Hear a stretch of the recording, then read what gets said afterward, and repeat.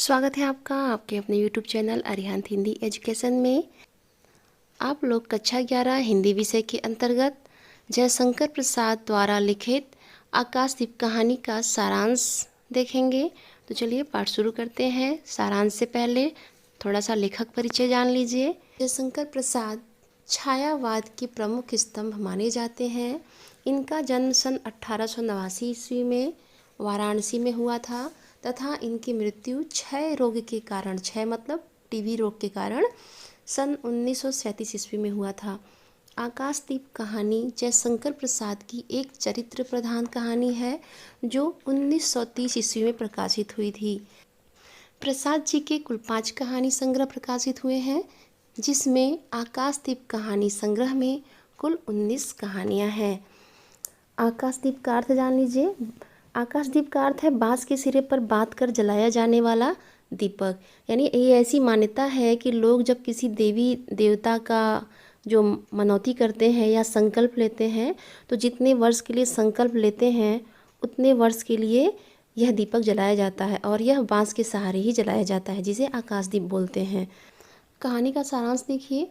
इस कहानी में एक असफल प्रेम कहानी को बड़े ही मार्मिक ढंग से उकेरा गया है। यह कहानी बंदीजनों से शुरू होती है, जहां कहानी की नायिका चंपा सहित कुछ जलदस्यु का अर्थ होता है समुद्री डाकू, मणिभद्र द्वारा बंदी बनाए गए होते हैं।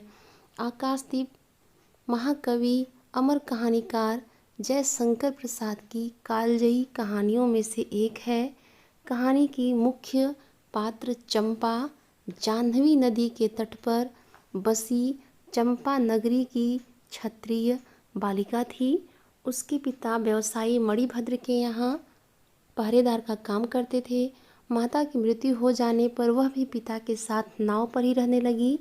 पिछले 8 वर्षों से समुद्र ही उसका घर है। बुद्धगुप्त के आक्रमण के समय चंपा के पिता ने 8 जलदस्युओं को मारकर जल समाधि ली थी। 1 महीने से वह नीले आकाश और नीचे समुद्र के ऊपर निस्सहाय अनाथ होकर रह रही है। एक दिन मणिभद्र ने उससे घृणित प्रस्ताव किया। उसने उसे गालियां सुनाई। उसी दिन से वह बंदी बना दी गई। अपनी आत्मकथा बुद्धगुप्त को वह उस समय सुनाती है जब दोनों बंदी जीवन से मुक्त हो गए थे। बुद्धगुप्त भी ताम्र लिपि का एक क्षत्रिय युवक था। दुर्भाग्य से वह जलदस्यु बन गया था। उसी के आक्रमण में चंपा के पिता की मृत्यु हुई थी।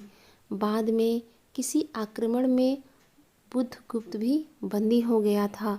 संयोग से दोनों बंदी एक ही नाव पर सवार थे। रात्रि में समुद्री आंधी में नाव डगमगाने लगी। अंधेरा घिर गया था। हवा के शोर में कुछ सुनाई नहीं पड़ रहा था। उसी समय चंपा बुद्धगुप्त से स्वतंत्र होने का अवसर बताकर उससे एक नाविक की कटार लाकर देती है। बंदी स्वतंत्र होकर ढुलक कर उस रस्सी के पास पहुंचता है जो पानी के जहाज से संलग्न थी, यानी लगी हुई थी। उसने वह रस्सी काट दी। नाव उस पानी के जहाज से स्वतंत्र हो गई।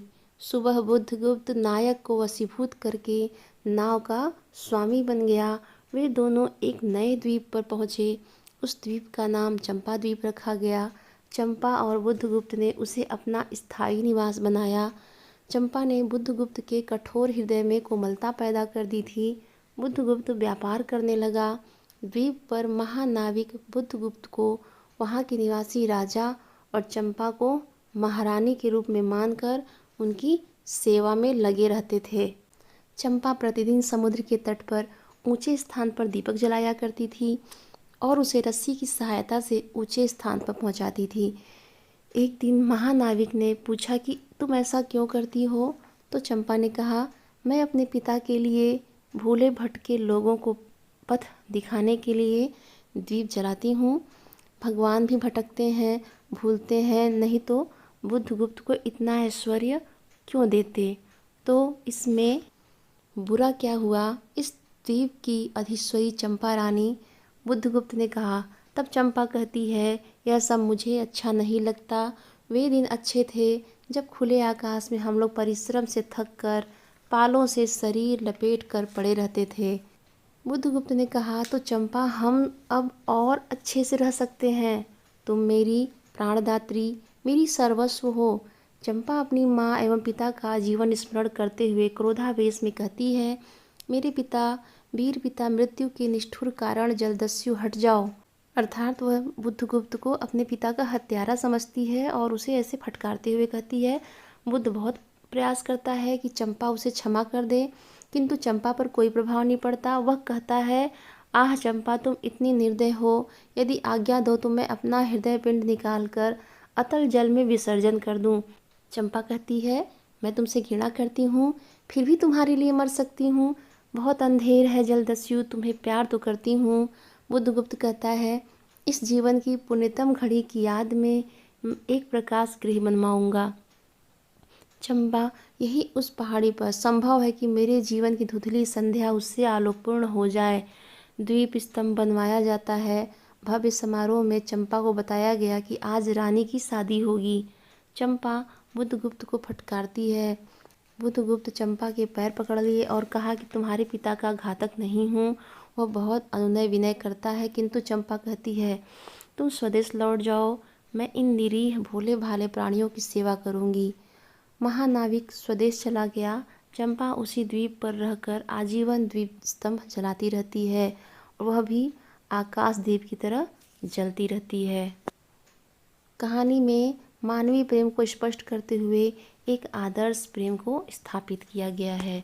ये आकाशदीप पाठ का सारांश था। आज के लिए इतना ही। धन्यवाद।